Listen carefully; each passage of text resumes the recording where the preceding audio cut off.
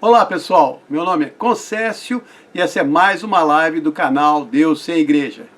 Quem sabe mais, Deus ou o homem? Se fizermos essa pergunta para um ateu, com certeza ele vai responder que o homem sabe mais, porque para ele Deus não existe. Mas se perguntarmos para uma pessoa que acredita em Deus, muito provavelmente ela vai responder que Deus sabe mais. E eu imagino, claro, que também todos os cristãos vão responder que Deus sabe muito mais, com toda certeza. Mas mesmo afirmando isso, eles agem normalmente de uma forma muito contrária. Apesar de saberem que Deus é todo-poderoso e que Ele sabe de todas as coisas, ainda assim muitos cristãos discordam de Deus a maior parte do tempo. Muitas vezes se sentem injustiçados e reclamam que Deus não está sendo bom para eles. E quem age dessa maneira pensa que sabe mais do que Deus. Afinal de contas, sou eu que estou vivendo a minha vida e eu é que sei de tudo que eu tenho que passar, as minhas necessidades, minhas dores, as coisas que eu preciso. Essa pessoa realmente acha que Deus não sabe de nada, porque ele não vive a vida dela, ele não sente o que ela sente. Mas a verdade é que Deus sabe de tudo o que se passa no coração de cada ser humano, e Ele conhece todos os nossos pensamentos e os desejos mais íntimos do nosso coração. Ele colocou o primeiro homem aqui na Terra há mais de 6.000 anos, deu tudo de bom e do melhor para ele, e ainda assim esse homem não se saiu bem. E desde então, Deus tem visto o que cada ser humano pensa e o que faz com o que tem na sua mente. O tempo todo, Deus vigia, guia e cuida de cada um de nós, até mesmo dos que não gostam dele. Ele até se tornou um de nós para nos compreender melhor. Viveu o que nós vivemos e morreu como nós morremos. Ele conhece a sua criação muito melhor do que qualquer um que já existiu. Então por que você insiste em questionar Deus? Porque acha que sabe mais do que Ele. Ah, mas Deus não sabe o que eu estou passando. Sabe sim. Aliás, Ele sabe muito mais do que você mesmo. Foi isso que o rei Davi escreveu no Salmo 139, versículos 2 e 4. O Senhor de longe entende o meu pensamento. Antes que saia uma palavra da minha boca, Ele já sabe de tudo. Você nunca vai saber mais do que o Deus eterno que te criou. Por isso, Davi também escreveu lá no versículo 6. Senhor, o teu conhecimento é maravilhoso demais para mim. É elevado demais para que eu possa entender. Ao invés de reclamar e questionar o que Deus faz nas nossas vidas, nós devemos confiar mais nele e entregar tudo nas suas mãos. Como diz o Salmo 137, 5. Entrega os teus caminhos ao Senhor, confia nele e ele vai fazer tudo. Mas é claro que o ser humano gosta de dar um palpite, até mesmo nos planos de Deus. Queremos que Deus faça as coisas do nosso jeito e não do jeito dele. E aquele cristão que é mais ativo na fé, esse é o que acha que tem mais direito de palpitar nos planos de Deus para a sua vida. Principalmente se ele já leu o que Paulo escreveu em 1 Coríntios 2,16. Pois quem conheceu a mente do Senhor para que possa instruí-lo? Mas nós temos a mente de Cristo.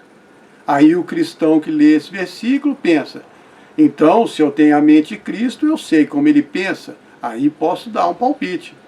Mas não é bem assim. Lembra do que o rei Davi disse, que eu acabei de ler no Salmo 139, 6? O conhecimento de Deus é elevado demais para que eu possa entender. Então mesmo se você for um cristão mais ativo, só vai começar a entender um pouco mais a mente de Cristo se você se alimentar dele constantemente. Mas se alimentar de Jesus, como assim? Quem é cristão sabe, mas eu vou falar. Em João 6, Jesus explicou isso com afirmações muito fortes. Primeiro ele disse lá no versículo 35, eu sou o pão da vida, aquele que vem a mim não terá fome, e quem crê em mim jamais terá sede. Depois, no versículo 51, ele continuou: eu sou o pão da vida que desceu do céu. Se alguém comer este pão, viverá para sempre. Esse pão é a minha carne que eu dei pela vida do mundo. E concluiu nos versículos 53 a 57. Em verdade vos digo que quem não comer a carne do Filho do Homem e não beber o seu sangue, não terá vida em si mesmo. Quem come a minha carne e bebe o meu sangue tem a vida eterna, e eu o ressuscitarei no último dia. Pois a minha carne verdadeiramente é comida, e meu sangue é verdadeiramente bebida. Quem come a minha carne e bebe o meu sangue permanece em mim e eu nele. Assim como o Pai que vive me enviou, e eu vivo pelo Pai, assim também quem de mim se alimenta viverá por mim. Parece um discurso sobre canibalismo, mas na realidade é uma forte verdade espiritual. Se você se alimenta de Jesus, você vai viver para Ele. Aí então pode ter um pouco mais da mente dele em si mesmo. Pode começar a entender os planos dele para a sua vida. E como é que você faz para se alimentar dele? No primeiro capítulo do Evangelho de João, ele explica que Jesus é a palavra de Deus, o verbo que se fez carne. João 1,14. Então você tem que ler a palavra, se alimentar dela. Mas não é ler superficialmente, não é ler para se informar, mas ler para se alimentar dela. Você precisa absorver, deixar ela entrar na sua mente, no seu coração e te transformar. Precisa refletir no que lê e deixar a verdade escrita nela fazer efeito na sua vida. A Bíblia é um alimento e por isso você não deve analisar a Bíblia, mas sim se alimentar dela. Ah, mas o que você está falando está errado, tem que estudar a Bíblia sim. Tudo bem, estudar é bom, mas se o estudo te alimenta, quando é que você alimenta o seu corpo físico? Quando come um prato de comida ou quando estuda sobre os alimentos e as suas propriedades? Examinar um pedaço de picanha debaixo do microscópio não vai te alimentar. O mesmo acontece quando você lê a Bíblia. Por exemplo, vamos pegar o famoso versículo de João 14,6. Respondeu-lhes Jesus: eu sou o caminho, a verdade e a vida. Ninguém vem ao Pai senão por mim. Você pode ler esse versículo e estudar por horas, debatendo sobre o que Jesus estava querendo dizer aqui, como é que ele é o caminho, o que significa ser o caminho, quando ele afirma que é a verdade, o que ele quer dizer com isso, como ele pode nos levar ao Pai, quem é o Pai, por que ele é a vida e por aí vai. Blá blá blá sem fim. E é isso que muitos cristãos fazem hoje em dia. Estudam a palavra de Deus, tentam entender o que será que ela quer dizer, e ainda tem aqueles que gastam anos estudando a língua hebraica para entender o significado original de uma palavra que foi dita num tal versículo. Eu, pessoalmente, acho uma enorme perda de tempo, não alimenta ninguém, só serve para inflar o seu ego. Em Mateus 18,3, Jesus disse: se vocês não se tornarem como crianças, de modo algum entrarão no reino dos céus. Sabe por que ele falou isso? Porque a criança não analisa, ela escuta e absorve o que foi falado. Quando Jesus falou: eu sou o caminho, a verdade e a vida, ninguém vem ao Pai senão por mim, foi exatamente isso que ele quis dizer. Não precisa interpretar, não precisa analisar. Você só precisa ler essa frase e absorver. Deixa a sua mente e o seu coração se alimentarem dessa verdade. Deixa a sua alma digerir esse alimento. Aceite essa palavra como uma verdade sólida, real e imutável. E confie nela. Jesus é o único caminho. Ele é a verdade, ele é a vida. E ninguém vai chegar perto de Deus se não for por meio dele. Pronto, acabou. Foi muito difícil? Não. Ah, mas a Bíblia é muito difícil de ler, é muito complicado, tudo cheio de parábolas, muito simbólico demais. Não, não é simbólico não, é tudo verdade. E você precisa entender isso para ler a Bíblia. Para se alimentar de Jesus, você tem que entender o seguinte. Primeiro, leia de boa vontade. Muitas pessoas não fazem isso. Leem por obrigação, não por amor ao que está escrito. Ler a Bíblia com má vontade não vai fazer efeito nenhum no seu coração, nem na sua alma. Se você não quer acreditar e receber o que está escrito, então não vai receber. Ler de má vontade é o mesmo que comer e vomitar depois. Não serve para nada, não te alimenta. Segundo, tem que ter humildade para ler a Bíblia, porque ela já tem uma fama muito ruim no mundo de hoje. A Bíblia é um livro místico, um conto muito ultrapassado, coisa de gente velha, bitolada, mente fechada. Bíblia é coisa de crente. As pessoas se sentem muito mais cultas lendo ensinamentos de Buda, frases do Dalai Lama. Elas adoram os escritos de outros homens, estudar Freud, citar Nietzsche. Isso faz a pessoa se sentir mais inteligente que o resto do mundo. Mas ler a Bíblia é para quem quer aprender humildade. Tem que ter humildade para ler e para absorver o que está escrito. É um teste de humildade. E terceiro, e mais importante, aceitar tudo o que você lê como verdade única. Tudo que está escrito na Bíblia é a verdade de Deus. E você tem que acreditar nisso sem questionar. Nossa, mas aí você está pegando pesado demais. Não dá para acreditar em tudo. Vamos lá. Você acredita em Jesus? Acredita mesmo? Tudo bem. Ele falou que ele é a verdade. Jesus é a verdade. E João falou que Jesus é a palavra. Então a palavra é a verdade. Ah, mas isso é simbólico. Não, não é. Se você acredita em Jesus, então tem que acreditar na Bíblia inteira. Porque ele mesmo acredita na Bíblia toda.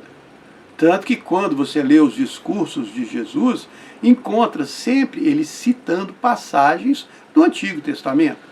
Lá em Mateus 24, 37, Jesus, ensinando os seus discípulos, falou que, como foi nos dias de Noé, assim será também a vinda do Filho do Homem. Então a história de Noé é verdade.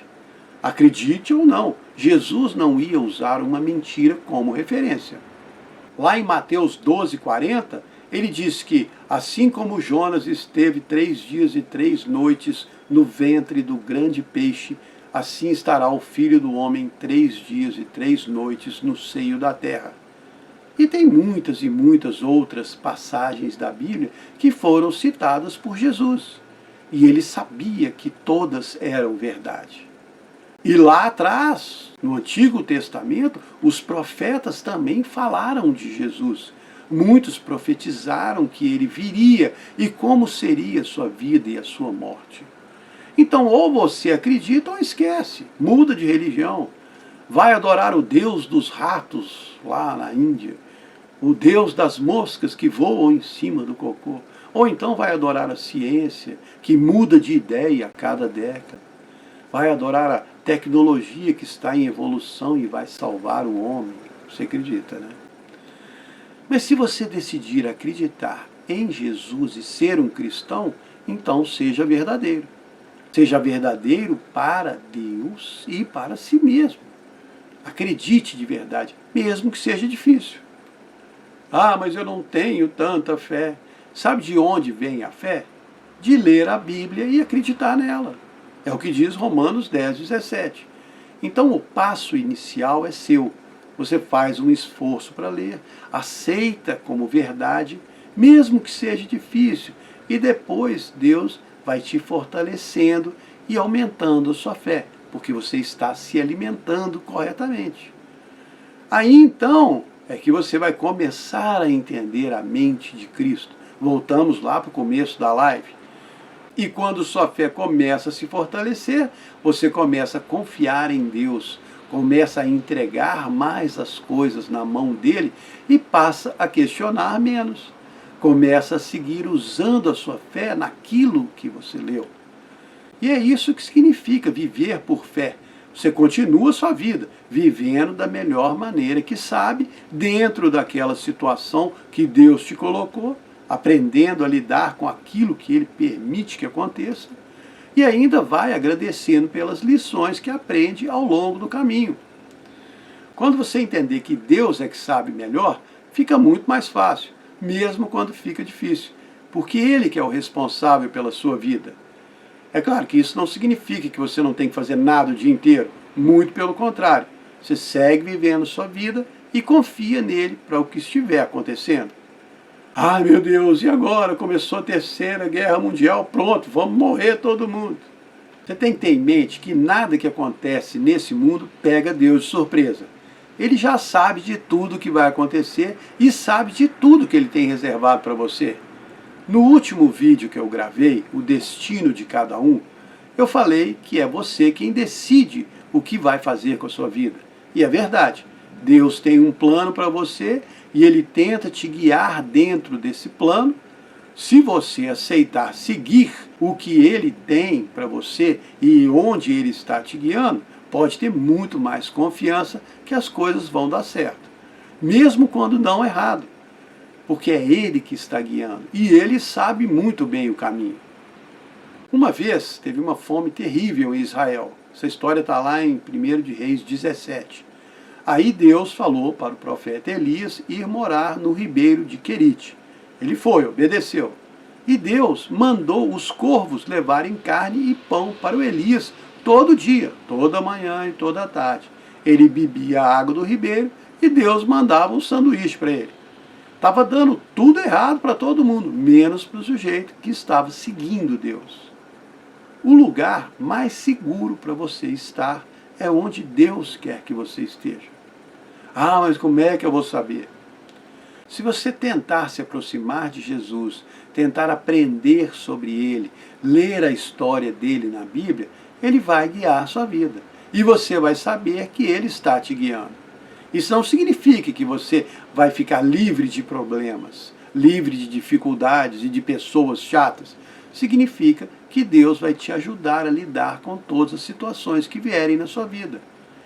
Então, quando tudo não estiver indo bem, não reclame com Ele. Nem fique achando que você sabe melhor do que Ele. Não fique tentando ensinar a Deus o que fazer. Ele sabe muito bem. E é Ele que é Deus, não você. Então, confie nele e deixe Ele te ajudar a passar pelos momentos ruins. Porque Deus sempre recompensa aqueles que confiam nele, seja nessa vida ou na outra. Ah, mas eu não quero esperar até lá. Eu acho que você deveria aprender a esperar. Inclusive o apóstolo Paulo também acha. Foi por isso que ele escreveu em 1 de Coríntios 2:9. As coisas que o olho não viu e o ouvido não ouviu e não passaram pelo coração do homem são as que Deus preparou para aqueles que o amam. Olha que coisa bacana. E Deus tem muito mais para você depois dessa vida do que você pode imaginar. Paulo sabia disso, por isso escreveu também lá em Romanos 8:18. Eu tenho certeza que as dificuldades desse tempo presente não podem ser comparadas com a glória que Deus vai revelar para nós. Então aprenda a confiar mais naquele que sabe muito mais sobre a sua vida do que você. Você não vai se arrepender. Eu sei que é difícil, eu também tenho dificuldade, mas estou aprendendo. Tem hora que eu confio, tem hora que eu vacilo. Aí depois que eu vacilo, eu vejo que devia ter confiado. Aí faço um esforço danado para tentar confiar da próxima vez. E assim eu vou lutando. Cair não é fracassar. Fracassar é parar de tentar. Então continue tentando e continue confiando. Deus ama os que confiam nele. Aprenda a confiar. Espero que vocês tenham gostado. Muito obrigado.